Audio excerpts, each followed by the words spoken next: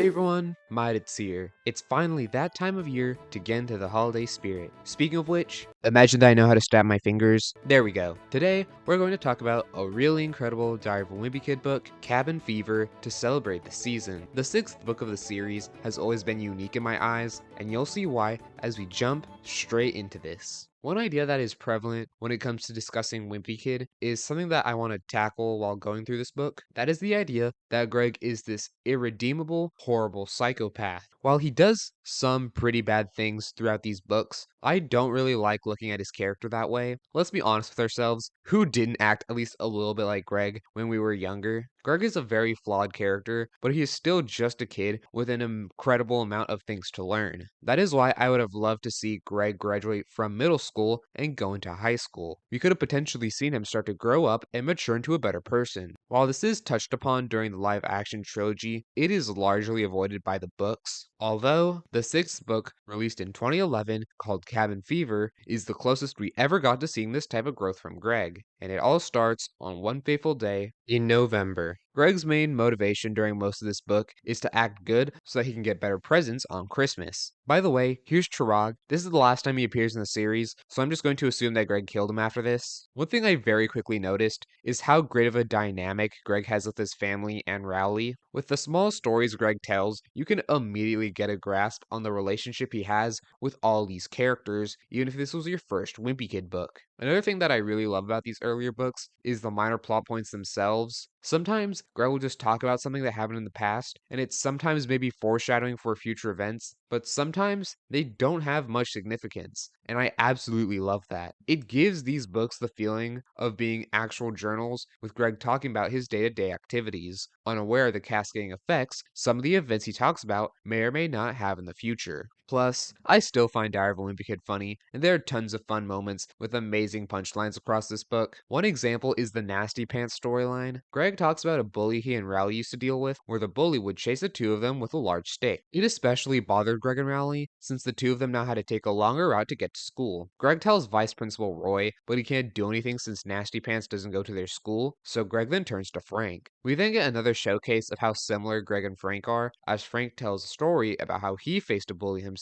and how he dealt with them by bringing along his parents to confront the bully's parents. Greg and Rowley decide to try this method out, only for it to blow up in their faces, as they never realized that the kid chasing them was only 5 years old. Another small plot point is how Greg's school has removed all the playground equipment, taking one piece of equipment away if there was ever an accident involving it. People are desperate for any form of entertainment, from using old toys that have been left in the playground for probably years, or looking into classroom windows. Riley at one point starts skipping, which people think is in protest of the no running rule, and we then learn that Greg is annoyed by seeing Riley skipping, probably because he doesn't know how to do so himself. I could go into a whole thing comparing this to Elements of No Brainer, but this is a Christmas special, so let's keep things a bit more positive. While this is the nicest version of Greg in the earlier books, it's not as if he's completely out of character. There are a few times where Greg talks about the past, like the one year when he replaced the video game disc in one of his Christmas presents with one of Roger's CDs, but then he forgot to put the game back and Susan got mad at the store for selling her that CD. Or there's a time when Greg would message his entire family on Susan's email to ask them what they plan on getting Greg for Christmas. And even when it's present day, Greg still isn't completely perfect. One recurring thing introduced in this book is Baby Alfredo. It's a toy Susan got for Greg when he was younger, so that he could prepare for a younger brother. Greg ended up getting pretty attached to it until one day that it suddenly disappeared. Who knows, maybe there will be a day when it will come back after Greg forgot it for revenge! Also, Greg has a pay-to-play game addiction,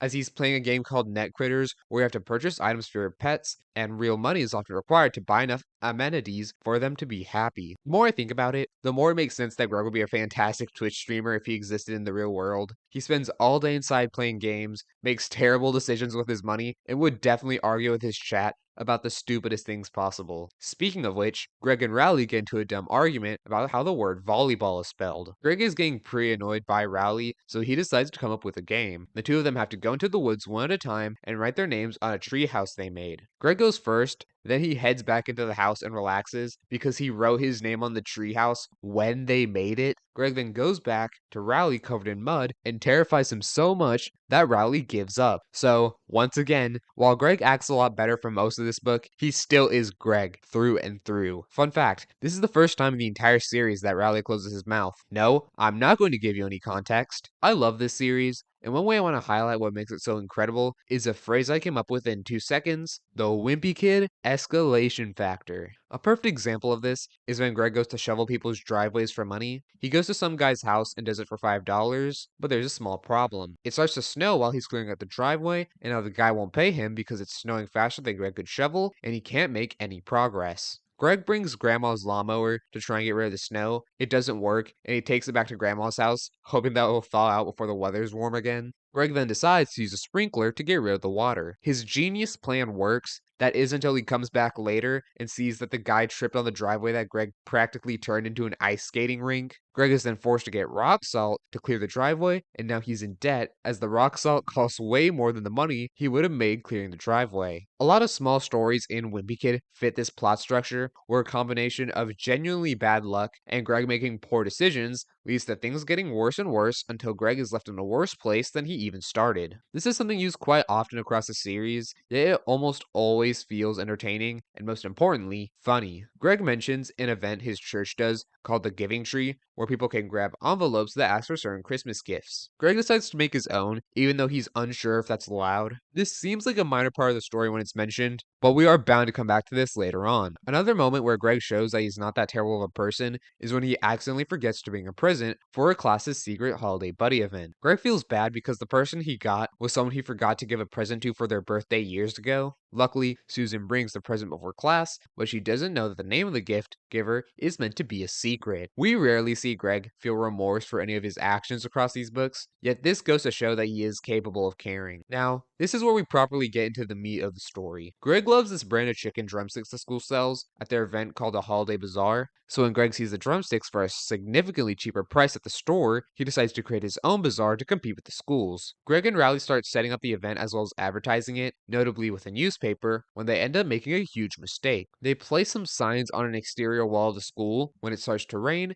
and the rain creates big green neon splashes across the wall. They try to fix the problem until someone calls out to them, and then the two boys run away. Greg wakes up to find himself, or at least a depiction of himself and Rowley, in the local newspaper. Greg and especially Rowley are both freaking out, but it doesn't seem like anyone would have a reason to assume they did it, unless Rowley tells Vice Principal Roy that he and Greg did it. Not that Rowley and Greg did it, that he and Greg did it. Without Rowley's name. Yeah, so Rowley has never been shown to be a complete idiot or anything, but he still isn't the sharpest spoon in the knife drawer either. Now, this leads to my personal favorite moment in the book, and a top tier moment from the franchise. Vice Principal Roy asks Greg if he wants to tell him about his accomplice. Even though Rowley told on Greg, Greg decides to, in a moment that I feel has to be a callback to this moment from the first book, not throw Rowley under the bus and take all of the blame himself. This reminds me of the camping scene from the Dog Days movie, and it's an interesting showing of Greg's true character. I honestly wish that we had more moments like these throughout the series. Anyway, after Greg's punishment, he thinks that he can put what happened in the past, but that's until he finds a note at his front door from the police. Greg is now worried that he'll face jail time for accidentally vandalizing school property, and now it's just a waiting game until the police come to take him away. But they sure will have to wait, as the next day, there's a massive blizzard that cancels school and progressively becomes so large that no one can leave the house. Frank wasn't home when the storm hit, so he's staying at a hotel. So the only people in the house are Greg, Susan, Roderick, and the person who's standing in front of Greg on the title page of the book, Manny. Jokes about him being evil aside, wow, he is something else in this book. Earlier on, the family is decorating their Christmas tree, and Manny gets upset that they started without him and plays his favorite ornament, and he then gets upset because he always places his ornament first, so they completely start over with redecorating the entire tree. Manny spent all of Greg's coins in Net Critters and changed the password so he couldn't fix it. Manny uses the TV's parental controls to only allow the channels he likes. Manny gets mad about the order Greg pours the milk and cereal. Manny gets mad that Greg doesn't put the mustard on his hot dog horizontally like he likes it. Manny's reign of terror shows no bounds in this book. Things aren't really getting much better. The basement gets flooded from the amount of snow, so Roger has to stay in Greg's room. The Heffleys are low on food, as Susan didn't have time to go shopping. Greg finds Alfredo, who he realizes was probably thrown away by Frank. He tries to spend time with the doll again, but it just isn't the same. Things are going terribly overall. Then Rally shows up. Greg then realizes that the entire neighborhood has electricity, and that they went through all that pain and misery for seemingly no reason. Greg goes down to the basement to check the circuit breaker, and he then finds every room switch is turned off except for Manny's. Greg rushes into Manny's room and finds that he not only has electricity, but has stolen food, toys, and countless other things from the house. So that means Manny was completely willing to let everyone freeze to death if it meant he would make it through. I said this at the start of the video, that the things said about Greg are an exaggeration. That isn't the case here, especially when Manny gives the reasoning for why he did all of this. Susan never taught him how to tie his shoes. This is supposed to be a fun and happy little Christmas special, so let's just quickly move along from this moment. Luckily, a snowplow arrives to clear the street, so now Frank can come home just in time for, wait, Christmas Eve? Yep. Things were such a mess that Greg completely forgot what day it was. But before Greg can relax, Susan tells him to take a present to the toy drive bin by the local police station. Greg is still worried about the police, so he dons a ski mask to conceal his face. He then remembers the giving tree gift he asked for, and then shovels the area around where he asked for the gift, but finds nothing. Greg then sees the police at his house and freaks out, but he then learns that the police only came earlier for last-minute toy drive gifts. So that means Greg's going to be a free man, and that his worries were unfounded. It's Christmas Day, and it's your classic Christmas affair. Everyone gets gifts, although not in the way they would expect. Greg wears pajamas under his church clothes, which is a horrible idea. And lastly, Greg sees something in the local newspaper. It turns out that Greg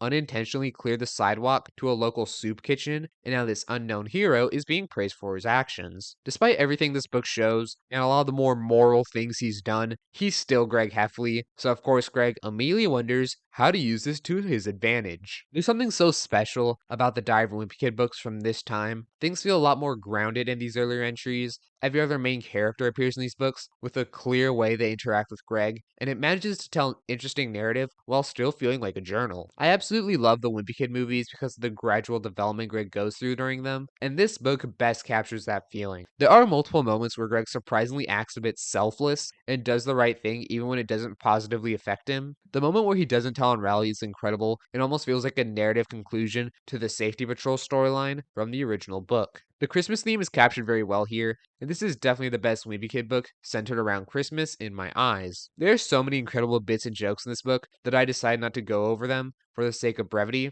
and also so that I can recommend this book that you read it yourself, or even just reread it if you've gone through it before. This book excellently shows what I enjoy about this series, and I am glad that I got to go through it again for this video. Just one more thing though, Susan gets Manny a pair of shoes, and even though she taught him how to tie his shoes, Manny continues to have Susan do it. So that means everything Manny did was for absolutely nothing. What? This is the final video of the year, so let's talk about the channel for a little bit. It's been a wild ride this year, and I am extremely thankful for the progress you all allowed me to achieve. I always dreamed of making YouTube videos, and the amount of support I've received is nothing short of incredible. I have quite a few plans for videos, shorts, and streams for this following year, so I hope that you'll all stick around for then. Or later this month, I guess, since I'm streaming again. Anyway, I hope you all enjoyed today's video. If you did, check out some of my other content. If you made it this far, then you really did, so subscribe. That's gonna be it for now, and I'll see you all in 2025. Merry Christmas and a Happy New Year, and lastly, take care.